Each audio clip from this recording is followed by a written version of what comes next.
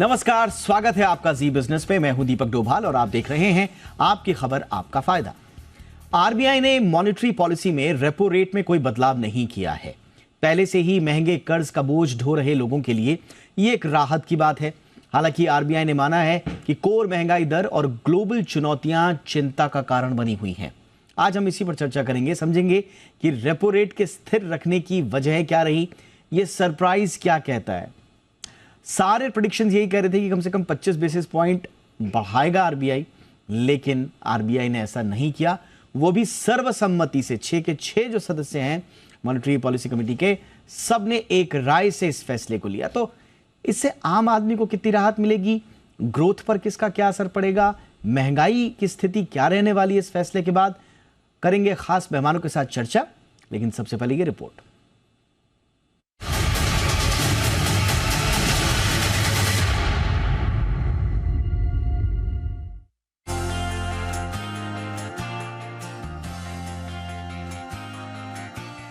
RBI ने उम्मीदों के विपरीत इस बार रेपो रेट में कोई बढ़ोतरी नहीं की है। ये पहले से महंगे कर्ज की मार झेल रहे लोगों के लिए बड़ी राहत है। यानी रेपो रेट पहले की तरह 6.5% पर बरकरार रहेगा। इससे साफ हो गया है कि होम, ऑटो, पर्सनल सहित सभी तरह के कर्ज अब और महंगे नहीं होंगे। वहीं जिन लोगों ने पहले से लोन ले रखा है उनकी ईएमआई भी नहीं बढ़ेगी। हालांकि आरबीआई गवर्नर ने ये भी माना कि प्राइसिंग प्रेशर, बैंकिंग क्राइसिस और जियोपॉलिटिकल टेंशन देश की इकोनॉमी के लिए अभी चुनौती बने हुए हैं। वहीं आरबीआई गवर्नर ने कहा कि महंगाई के मोर्चे पर उनके सामने चुनौतियां बरकरार हैं। उन्होंने कहा कि जब तक महंगाई दर तय लक्ष्य के करीब नहीं आ जाती, आरबीआई महंगाई को काबू में करने को लेकर लगातार काम करती रहेगी। आरबीआई पिछले साल मई से इस साल फरवरी के बीच 6 बार रेपो रेट बढ़ा चुका है। इस साल 8 फरवरी को रेपो रेट में 0.25% की बढ़ोतरी हुई थी, जबकि पिछले साल दिसंबर में इसमें 0.35% का इजाफा किया गया था। पिछले साल मई, जून, अगस्त और सितंबर की मॉनेटरी पॉलिसी में भी आरबीआई महंगाई पर काबू पाने के लिए रेपो रेट बढ़ा चुका है। मई 2022 के पहले रेपो रेट 4% था, जो इस साल फरवरी में बढ़कर 6.5% पर आ गया। आरबीआई की मॉनेटरी पॉलिसी ने महंगाई के कम होने के साथ बेहतर रबी फसल से ग्रामीण मांग में सुधार की उम्मीद जताई है। ऐसे में मौजूदा कारोबारी साल के लिए रिटेल महंगाई दर के अनुमान को 5.3% से घटाकर 5.2% कर दिया है। साथ ही मौजूदा कारोबारी साल में आरबीआई ने आर्थिक विकास दर में बढ़ोतरी करते हुए इसे 6.4% से बढ़ाकर 6.5% कर दिया है। इस तरह आरबीआई ने देश की इकोनॉमी ग्रोथ के बढ़ने का भरोसा जताया है। साथ ही उसने करंट अकाउंट घाटा काबू में रहने की भी उम्मीद जताई है। आरबीआई ने कहा कि लिक्विडिटी मैनेजमेंट पर उसकी नजर बनी हुई है। डॉलर के मुकाबले कमजोर होते रुपए की स्थिरता को लेकर भी उनकी कोशिशें जारी हैं। आरबीआई गवर्नर ने अमेरिकी बैंकों पर आए संकट को लेकर भारत की स्थिति साफ करते हुए कहा कि इसका असर भारत के बैंकों पर नहीं पड़ेगा, क्योंकि भारत में बैंकिंग सेक्टर की स्थिति बेहद मजबूत है। वहीं रेपो रेट नहीं बढ़ने से प्रॉपर्टी मार्केट को काफी राहत मिली है और इससे मिड सेगमेंट और अफोर्डेबल हाउसिंग के घर खरीदारों के सेंटीमेंट में सुधार देखने को मिल सकता है। फिलहाल तो इकोनॉमी में जारी रिकवरी को बरकरार रखने के लिए आरबीआई ने रेपो रेट नहीं बढ़ाया है, लेकिन ये जरूर कह दिया है कि आगे स्थितियां देखकर इसमें बढ़ोतरी या कम करने को लेकर फैसला लिया जा सकता है। ब्यूरो रिपोर्ट, जी मीडिया। और बहुत ही खास मेहमान इस वक्त हमारे साथ आज की इस चर्चा के लिए जुड़ चुके हैं। हमारे साथ हैं एससी गर्ग सर, जो कि पूर्व वित्त सचिव हैं। गर्ग सर, बहुत बहुत स्वागत है आपका हमारे शो पर। हमारे साथ हैं अदिति नायर, जो कि चीफ इकोनॉमिस्ट हैं आईसीआर यानी कि इकरा की। नायर मैम, आपका भी बहुत बहुत स्वागत है। अदिति मैम, आपसे ही चर्चा की शुरुआत करना चाहेंगे। सब लोग तो सरप्राइज हो रहे थे। आज हमारा भी जो मेगा पोल था उसमें 80% कह रहे थे कि 25 बेसिस पॉइंट का बढ़ोतरी होगी, सिर्फ 20% थे जो कह रहे थे कि नहीं होगी। तो आपका प्रेडिक्शन क्या था? आप सरप्राइज हुई या आपकी एक्सपेक्टेड लाइंस पर ही था? नहीं जी, बिल्कुल मैं सरप्राइज वाले कैंप में हूँ। मेरा ये अनुमान था कि जिस तरह पिछले 2 सीपीआई इन्फ्लेशन के प्रिंट्स 6% के ऊपर थे, तो वो देखते हुए हमें ये लगा था कि एक नॉन यूनानिमस मेजोरिटी और एक बहुत नैरो मेजोरिटी से आज 25 बेसिस पॉइंट्स का रेट हाइक होगा। तो डेफिनेटली हम सरप्राइज तो हैं, लेकिन at the same time this may not be a bad idea. काफी 250 बेसिस पॉइंट्स का ऑलरेडी रिपो रेट में बढ़त हम 1 साल से कम में देख चुके हैं। Good time to pause and assess कि जो क्यूमुलेटिव टाइटनिंग हुई है उसका कितना इम्पैक्ट होगा आगे जाके। लेकिन जो टोन थी पॉलिसी डॉक्यूमेंट की वो काफी हॉकिश थी। बहुत स्ट्रेस इस पॉइंट पे किया गया है कि ये एक सिर्फ टेम्पररी पॉज है, और जो दरवाजा है अभी भी खुला हुआ है कि आगे जाके रेट हाइक की अगर जरूरत पड़े तो हो सकती है। और इन्फ्लेशन की अगर हम देखें तो हम एक्सपेक्ट कर तो रहे हैं कि वो अगले साल, आई मीन इस साल में पिछले साल के मुकाबले कम होगी, बट अभी भी वो 4% के टारगेट से तो काफी दूर रहेगी। तो बहुत ही मेरे हिसाब से एमपीसी अभी भी काफी वॉचफुल रहेगी आगे आने वाली पॉलिसीज में। इसलिए फर्मली हम ये तो नहीं कह पाएंगे कि रेट हाइक साइकिल पूरी तरह से खत्म हो गया है। ये टेम्पररी पॉज ही इसको इंटरप्रेट करना बेस्ट होगा, स्पेशली क्योंकि दो ऐसे फैक्टर्स हैं जो अभी हमको वॉच करने पड़ेंगे। एक तो एल नीनो होता है कि नहीं होता, उसका आगे जाके क्या इम्पैक्ट होता है इन्फ्लेशन रीडिंग्स पे। और चाहे food inflation directly MPC, monetary tightening may be a blunt tool for food inflation, but जब वो generalize होता है तो डेफिनेटली एक इशू बन जाती है। और दूसरा कि क्रूड ऑयल प्राइसेस कहाँ जाके सेटल होते हैं, और उसका क्या इम्पैक्ट होता है हमारे डोमेस्टिक रिटेल प्राइसेस पे पेट्रोल और डीजल के, और अगेन किस तरह से वो सीपीआई इन्फ्लेशन को अफेक्ट करता है। एब्सोल्युटली, बहुत सारी चीज़ें नेक्स्ट जो स्टेप होगा आरबीआई का उसको निर्धारित करेंगी। लेकिन गर्ग सर, और इस बीच मैं एक और हमारे आज के मेहमान का परिचय आपसे करा दूं। हमारे साथ निरंजन हीरानंदानी साहब जुड़ चुके हैं, वाइस चेयरमैन हैं नरेटको के। हीरानंदानी सर, बहुत बहुत स्वागत है सर आपका भी। गर्ग सर,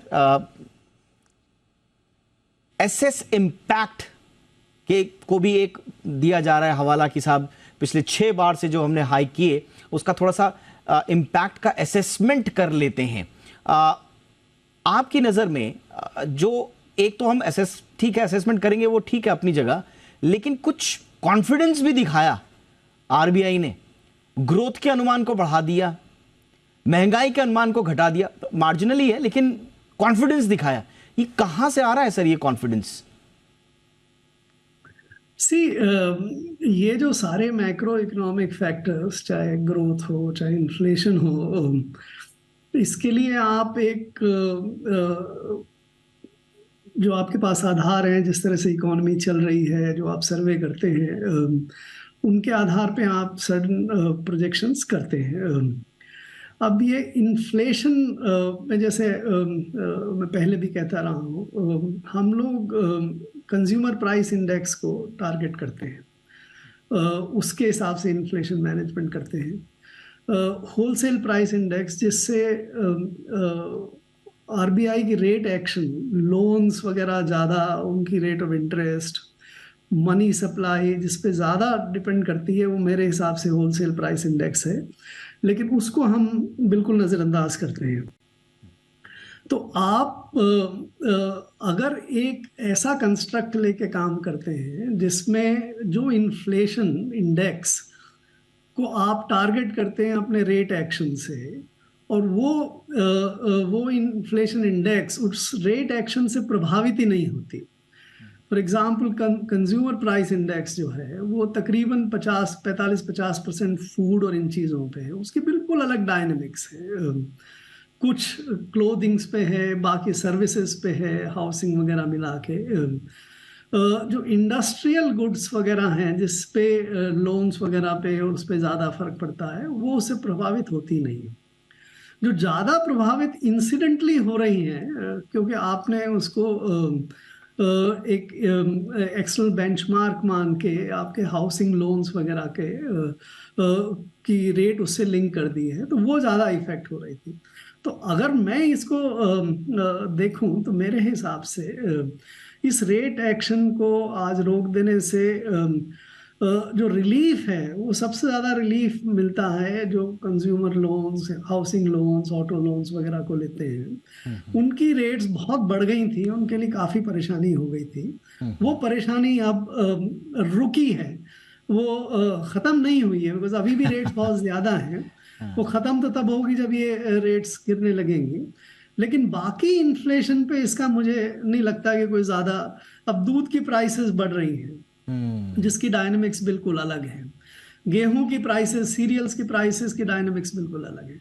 तो इन्फ्लेशन का इस एक्शन से मुझे लगता है ज़्यादा फर्क नहीं पड़ता। जहाँ तक ग्रोथ का सवाल है, ग्रोथ डायनामिक्स मुझे थोड़ी सी ऑप्टिमिस्टिक साइड में ज़्यादा नज़र आ रही है।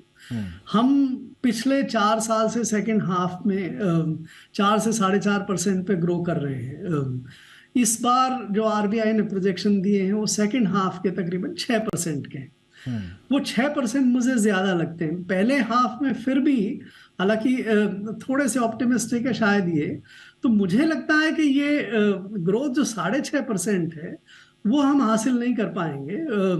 ग्रोथ 6 या 6 से स्लाइटली कम ही रहनी चाहिए। तो ये अगर हम अपने मॉनेटरी पॉलिसी फ्रेमवर्क को अगर जिस चीज से, अब आपने ये देखा आज आरबीआई के स्टेटमेंट में ही है कि मनी सप्लाई की ग्रोथ वो सिर्फ 9% रही पिछले साल में, जबकि लोन ग्रोथ 15% हो रही है, बट बाकी डिपॉजिट साइड में ग्रोथ नहीं है। इसका मतलब ये है कि लोग अपनी सेविंग्स वगैरह को अपने कंजम्पशन में इस्तेमाल कर रहे हैं, क्योंकि इन्फ्लेशन वगैरह के कारण से उनकी आमदनी तो नहीं बढ़ी। तो कुल मिला के अगर आप पैरामीटर्स को देखें तो ना तो मॉनेटरी सप्लाई मनी सप्लाई की ग्रोथ बहुत ज़्यादा है और ना ही रेट एक्शन का इन्फ्लेशन पे फर्क पड़ रहा है। तो आगे आने वाले समय में आरबीआई भले ही वॉच करते रहे सीपीआई वगैरह को, बट इससे अगर रेट एक्शन को हम रिलेट करेंगे और रियल डायनामिक्स जिससे इन्फ्लेशन और ग्रोथ इफेक्ट होती है, ठीक सर, उसको नहीं करेंगे तो शायद उतना इफेक्टिव हम नहीं रहें। All right sir.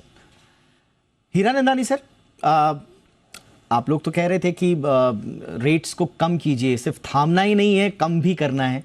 अब कम तो कोई एक्सपेक्ट भी नहीं कर रहा था, और लेकिन एक सरप्राइज का पॉजिटिव साइड आपके लिए जो आया है, आप संतुष्ट हैं सर? संतुष्ट तो है, क्योंकि पूरी उम्मीद मार्केट को ये उम्मीद थी कि भाव बढ़ जाएंगे या रेट बन जाएंगे। लेकिन जो आज गर्ग साहब ने जो स्पष्टता की हमारे पास के by increasing the interest rate आप इन्फ्लेशन को कंट्रोल नहीं कर सकते, उसमें मैं 100% सहमत हूँ। नंबर 1, जो आप तेल इंपोर्ट करते हैं उसका कोई रेट हाइक से कोई फर्क नहीं पड़ता, तो वो नहीं हो रहा। जो आपके फूड इन्फ्लेशन हो रहा है वो रेट हाइक से, दूध का हो, गेहूं का हो, चावल का हो, या कोई भी आइटम का हो, उसमें कोई फर्क नहीं पड़ता है। तो फर्क कहाँ पड़ रहा है? फर्क ये पड़ रहा है कि जहां हम घर बनाते हैं या खरीदते हैं वहां फर्क पड़ गया है। जो हम होम लोन्स या कंज्यूमर लोन्स ले रहे हैं उनको फर्क पड़ गया है। तो ये how are you controlling inflation by increasing interest rate beyond the point. हाँ, ये बात बराबर है कि हम इंटरनेशनल को बेंचमार्क करके कुछ बढ़ाने की आवश्यकता थी, क्योंकि वो पैसे जो बाहर चले जा रहे हैं वो कुछ ओवरऑल फॉरेन एक्सचेंज कंट्रोल करने के लिए है। लेकिन आज के तारीख में further increase in interest rate is detriment to the economy growth, because वो इन्फ्लेशन नहीं कंट्रोल कर रही है। और जैसे गर्ग साहब ने कहा, इसको we have to look at the positive side of GDP growth. हम जो ग्रोथ किया है वो लोन्स में ग्रोथ हुआ है, वो देखिए हाउसिंग सेक्टर में क्या हुआ। आज के तारीख में हिस्ट्री में ऐसे कभी नहीं हुआ कि होम लोन्स जो है मिडिल इनकम और हायर इनकम या एक्सपेंसिव हाउसेस के ऊपर बढ़ोतरी ज्यादा हो और अफोर्डेबल हाउसिंग में कम हो। और जो लोन ले लिए हैं पहले के, जो इसकी ईएमआई आज के तारीख में है वो 20-25% बढ़ गया। तो आप सोचिए, जिसका पहले 25,000 रुपया ईएमआई था, आज लगभग 40,000 रुपया वो दे रहे हैं। बिल्कुल तो उसको कैसे सहन होगा? So you are in fact doing contrary. Number 2, जो कैपिटल एक्सपेंडिचर कर रहे हैं, इंडस्ट्री को एक्सपैंड कर रहे हैं, उनको वो कैपेक्स करना नहीं चाहते हैं, क्योंकि कैपेक्स वो करने को जाएंगे तो वो ब्याज का कैलकुलेशन करना है, तो वो कैपेक्स नहीं हो रहा है। तो ओवरऑल आप देखा जाएगा बियॉन्ड द पॉइंट, आप अमेरिका को कॉपी करने को जाएंगे, ब्याज बढ़ा दो तो उनको तो प्रॉब्लम नहीं है कि उनकी एम्प्लॉयमेंट कम हो जाए तो सोशल सिक्योरिटी सरकार दे सकती है। हमारे देश में एम्प्लॉयमेंट बढ़ जाए तो हमारे वैसे ही पर कैपिटा इनकम बांग्लादेश से भी कम है और अनएम्प्लॉयमेंट आप क्रिएट करेंगे। मेरे अंदाज से जो फर्दर इंक्रीज इन जो ब्याज है वो गलत है। नंबर 2, साहब तो गर्ग साहब फाइनेंस सेक्रेटरी रह चुके हैं, तो हमारी एक सुझाव है सरकार को, जो आज की सरकार को है, कि उनको फिस्कल इंटरवेंशन करने की आवश्यकता है। जैसे आप तेल इंपोर्ट करते हैं, उसके ऊपर जो टैक्सेस है वो कम कर दें, तो मेरे अंदाज से इन्फ्लेशन कंट्रोल हो सके। तो मॉनेटरी इंटरवेंशन आरबीआई का, उसके पास एक लिमिटेशन है इन्फ्लेशन कंट्रोल करने में, और हमें ज्यादातर फिस्कल इंटरवेंशन करने की आवश्यकता है। गर्ग साहब ज्यादा हमको समझा सकते हैं। ठीक है सर, बिल्कुल सर, इस पे हम थोड़ा सा चर्चा करेंगे। बड़ा दिलचस्प है, लेकिन ओवरऑल जो रियल एस्टेट के लिए कहा जा रहा है, इनफैक्ट एसोचैम का भी ये कहना था कि भाई अगर आपको रियल एस्टेट और ऑटो सेक्टर को एक अच्छा संदेश देना है तो आपको तुरंत रेट हाइक रोकना पड़ेगा, ताकि वहां पर एक पॉजिटिव सेंटिमेंट पैदा हो। तो सरकार ने तो वैसा किया है, लेकिन जैसा कहा जा रहा है कि ये सिर्फ पॉज है, ये फुल स्टॉप नहीं है। तो अगर सिर्फ पॉज है और ओपन रखा है अपनी सारी चीज़ों को कि कभी भी बढ़ा जाए, इनफैक्ट कई अर्थशास्त्री तो ये भी कह रहे हैं कि अगली पॉलिसी से पहले ही बीच में रेट हाइक हो सकता है, तो फिर इस सारी कवायद का फिर फायदा क्या है? अदिति मैम, जैसा कि सरकार नहीं, आरबीआई खुद आज कंसर्न थे, गवर्नर साहब ग्रोथ को लेकर, कंजम्पशन को लेकर, प्राइवेट इन्वेस्टमेंट्स को लेकर, कोर इन्फ्लेशन को लेकर भी आज चिंता जाहिर की गई है, और हम जानते हैं कि वो एक बड़ा पेन पॉइंट हमारा बना हुआ है। उसके क्रूड भी जो है वो तेजी से भागा है, और अभी आप जानते हैं ओपेक प्लस के जो अनाउंसमेंट्स हुए हैं उसके बाद क्रूड का क्या हाल है। तो हम इतने आशंकाओं के बावजूद अपने ग्रोथ अनुमान को बढ़ा रहे हैं। ये मैम लगता है आपको कि इतना ग्रोथ हम ले पाएंगे? अनुमान हर कोई कह रहा था कि ग्रोथ अनुमान को घटाया जाएगा, महंगाई के अनुमानों को बढ़ाया जाएगा जिस तरह की मौजूदा परिस्थितियां हैं, लेकिन महंगाई के अनुमान को घटाया जा रहा है, ग्रोथ अनुमान को बढ़ाया जा रहा है। तो ऐसे में लगता है मैम आपको कि बहुत जल्दी आरबीआई रेट हाइक पर अपना फैसला नहीं बदलेगी, इसकी कोई संभावना? देखिए, ग्रोथ अनुमान पे मैं गर्ग साहब के साथ काफी सहमत हूँ। हमारा जो फोरकास्ट है इकरा पे FY24 की ग्रोथ का, वो 6% का है, और हमारे H1 के अनुमान लगभग MPC से मिलते जुलते हैं। हम H2 के अनुमान पे ही डिफर कर रहे हैं MPC के साथ, और डेफिनेटली हमें वो वाले जो H2 के एस्टिमेट्स हैं वो थोड़े ऑप्टिमिस्टिक लग रहे हैं। H1 में वन ऑफ द रीजंस की ग्रोथ ऑप्टिकली हाई दिखेगी, वो इसलिए है क्योंकि पिछले साल Q1 में पर्टिकुलरली सर्विसेज की रिकवरी शुरू ही हुई थी। तो सर्विसेज में अभी भी जो कंटिन्यूड रिकवरी है उसकी वजह से एक तो Q1 में हमें अच्छी ग्रोथ सर्विस सेक्टर में देखने को मिलेगी, और दूसरा फैक्टर ये है कि पिछले साल कमोडिटी प्राइसेस Q1 में पीक पे थे, और इस साल अभी जो Q1 शुरू हुआ है वो अब YOY पिछले साल से काफी कम है। तो मार्जिन पे प्रेशर थोड़ा इस क्वार्टर में पिछले साल के मुकाबले कम होना चाहिए।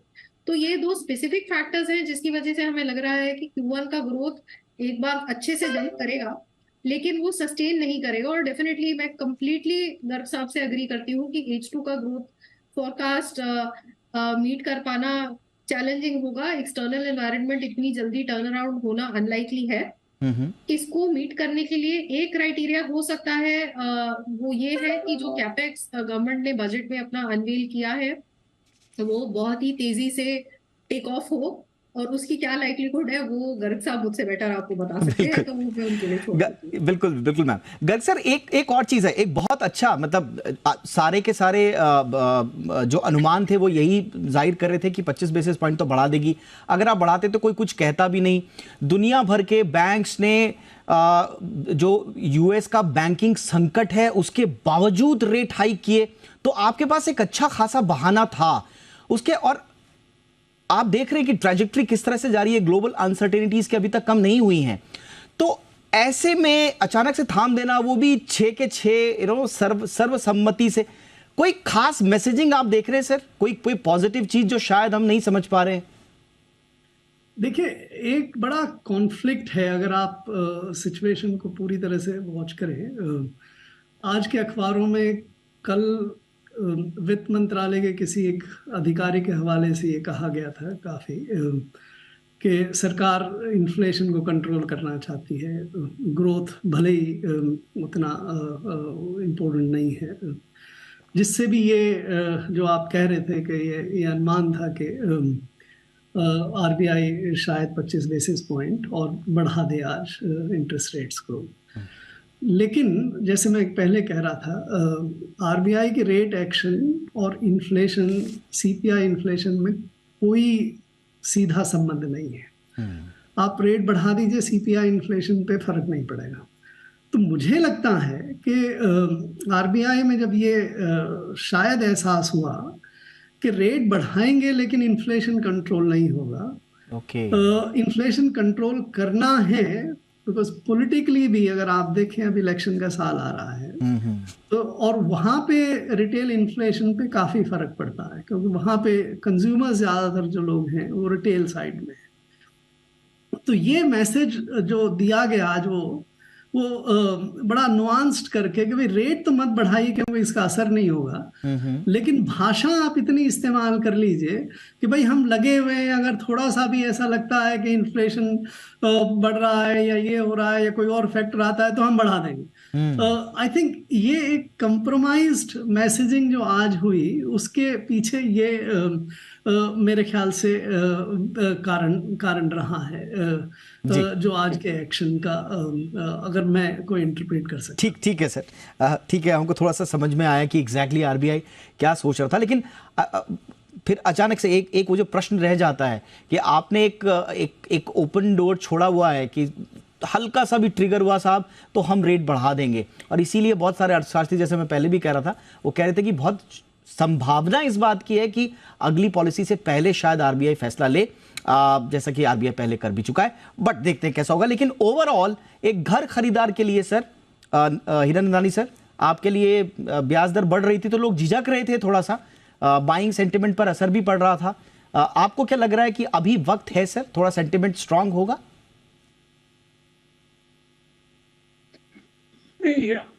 शॉर्ट टर्म में तो मैं देख रहा हूँ कि मिडिल इनकम हाउसिंग और हायर इनकम हाउसिंग हाउसिंग में जो नहीं किया जी, मुझे लगता है कि नेटवर्क का थोड़ा प्रॉब्लम आ रहा है। हीरानंदानी सर, आप मेरी आवाज सुन पा रहे हैं? मुझे लगता है थोड़ा सुनने में आ रहा है। जी हाँ सर, प्लीज कंटिन्यू सर। हाँ, तो मेन इश्यू क्या है कि लोग जो मार्जिनल बायर है उनको संकट आ रहा है। तो जो अफोर्डेबल हाउसिंग के क्षेत्र में चाहते हैं कि थोड़ा कुछ आगे बढ़ा गए और हम आगे खरीदे, तो उनको ये कठिनाई आ रही है। जो हाई इनकम हाउसिंग है वहां कोई परेशानी नहीं है। तो अफोर्डेबल सेक्टर में आरबीआई को, हाउसिंग फाइनेंस कंपनी को, बैंकों को कुछ ऐसे ईएमआई को अमेंड करना चाहिए कि कल आज कुछ ईएमआई कम कर दें और उसका एडजस्टमेंट अगले साल में करें जब ब्याज कम हो जाता है।